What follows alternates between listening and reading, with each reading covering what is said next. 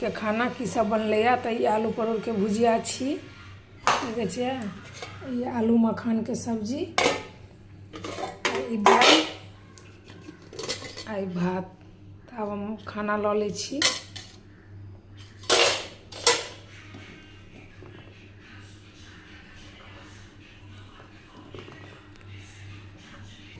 भात लऽ लेलहुँ। आब देखियौ सब्जी लऽ लै छी। तो आलू परोर के भुजिया लऽ लै छी। आलू परोर के भुजिया लऽ लेलहुँ। अब आलू मखान के सब्जी लऽ लै छी।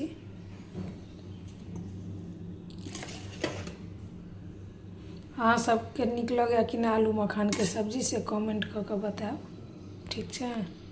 अब दाइलो लऽ लै छी, सब्जी लेल भऽ गेल।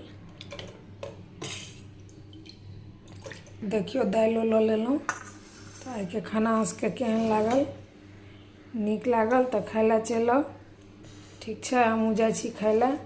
आ नीक लागत तो लाइक सब्सक्राइब सेहो करब। मिलै छी अगला वीडियो में।